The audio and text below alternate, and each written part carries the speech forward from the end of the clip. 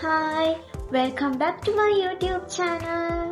අද ජූලි 4 වෙනිදා ඒ කියන්නේ අද ඉඳන් හරියටම බැලුවොත් 2026 A level exam එකට තව තියෙන්නේ දවස් 35ක් 36ක් අතර කාලයක්. ඉතින් අපි බලමු මේ අවසන් දවස් 30 නැත්නම් අවසාන මාසයේදී ඔයාලට A level exam එක පාස් වෙන්න මොන වගේ දේවල් ටිකක්ද කරන්න පුළුවන් කියලා. වීඩියෝ එකට යන්න කලින් මගේ channel එක subscribe කරන්න කියලා ආදරෙන් මතක් කරනවා.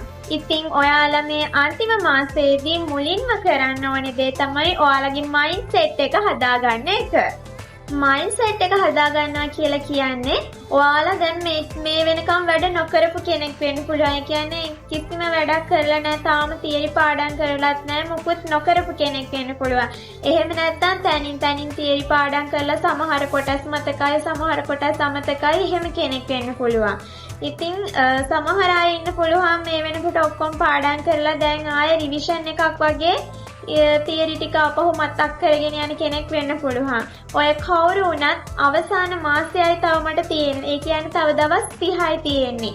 ඒක හොඳට ඔළුවට දාගෙන ඔයාලා කරන්න ඕනේ මේ අවසාන දවස් 30 මම හරියට වැඩ කරනවා කියන එක හිතට දාගන්න එක. එම හිතලා මේ මාසේ හරියට වැඩ කරන්න ගන්න. ඒකෙදි ඔයාලට පුළුවන් වෙනවා එක්සෑම් එකකින් පස්සේ මම අවසන් මාසේ හරියට වැඩ කරා කියලා සතුටු වෙන්න. ඊළඟට ඔයාලා කරන්න ඕනේ දේ තමයි ටයිම් එක මැනේජ් කරගන්න එක. ඒකෙදි ඔයාලට කරන්න පුළුවන් ඔයාලට දවසට පැය 24ක් තියෙනවා.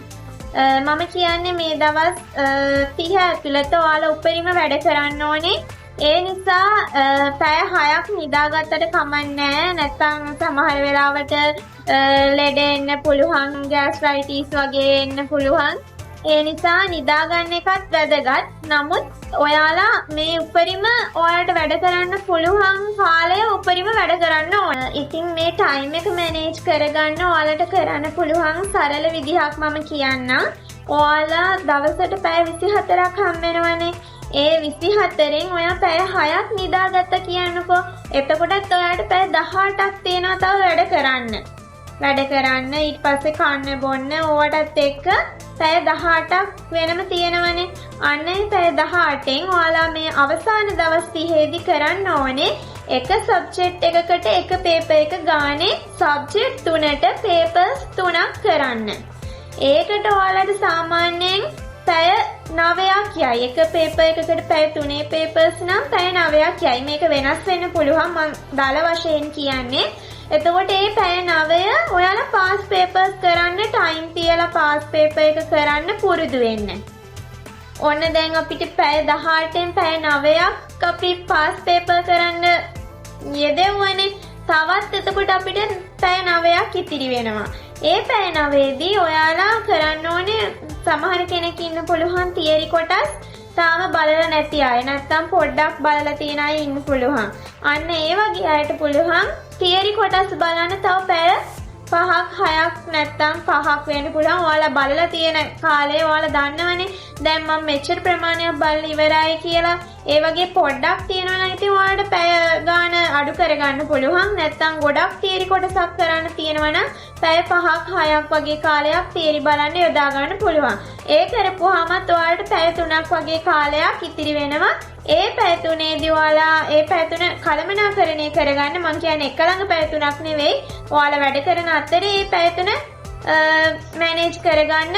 පැය 3 යොදා ගන්න කන්න බොන්න නාන්න ඔය වගේ ඔයාලගේ අනිකුත් වැඩ කරන්න මේ පැය 3 යොදා ගන්න. එතකොට මේ වගේ අර පාස් පේපර්ස් බලන්න පැය 9ක් යොදාගෙන ඊට අමතරව තියරි බලන්න පැය 5-6ක් යොදාගත්තට පස්සේ මම හිතනවා දවස හරියට කළමනාකරණය කරගන්න පුළුවන්. ඒ කියන්නේ දවසට අපි පැය 15ක් 16ක් හරියට වැඩ කරනවා. එහෙම කරොත් අනිවාර්යයෙන්ම පුළුවන් මේ දවස් 30 ඇතුළත ඔයාලා එක දිගටම ඔය වගේ හරියට හරි මානසික මට්ටමක් හදාගන්න මම හරියට මේ දවස් 30 මේ විදිහට වැඩ කරනවා කියලා හිත ඉන්න එපා. වැඩ කරන්න ගන්න. මම මේ කිව්වේ දල වශයෙන් කියන්නේ සබ්ජෙක්ට් 3ටම සමාන බරක් දීලා වැඩ කරන විදිහ. ඒ වුණාට සමහර කෙනෙක් ඉන්න පුළුවන් එක සබ්ජෙක්ට් එකකට ටිකක් එයා දුර්වලයි නම්. ඔයාලා දන්නවනේ ඔයාලා මට තියෙන්නේ මේ සබ්ජෙක්ට් එකට S එකක් වගේ. ඒ වගේ තියෙනවා නම් ඒ සබ්ජෙක්ට් එකට ටිකක් වැඩිපුර වැඩ කරන්න. එහෙම නැත්නම් ඔයාලා තියරි පාඩම් කරලා ඉවරයි නම් මං කියවනේ දැන් සබ්ජෙක්ට් 3ට පේපර්ස් 3ක් කරන්න කියලා ඔයාලා දුර්වල සබ්ජෙක්ට් එකට පේපර්ස් 2ක් වගේ කරන්න ගන්න. ඔයා මොකක් හරි සබ්ජෙක්ට් එකකට වීක් නම් ඒ සබ්ජෙක්ට් එක ඔයා වැඩි බරක් දීලා වැඩ කරන්න ගන්න. එතකොට ඔය විදිහට දවසට හරි විදිහට මේ දවස් 30 හරි විදිහට කළමනාකරණය කරගෙන වැඩ කරොත් මම හිතනවා ගොඩක් දේවල් හිතන්න දෙයක් නැහැ. ඔයාලට තියෙන්නේ මයින්ඩ් එක හදාගන්න එක ඉස්සරහට වැඩ ටික කරගෙන යන එක. එහෙම කරොත් මම හිතනවා අනිවාර්යයෙන්ම ඔයාලට හොඳ රිසල්ට් එකකට යන්න පුළුවන්. දැන් ඔයාලා මට A එකක් එයිද B එකක් එයිද එහෙම කියලා හිත ඉන්න එපා. මේ දවස් 30 උපරිම වැඩ කරන්න.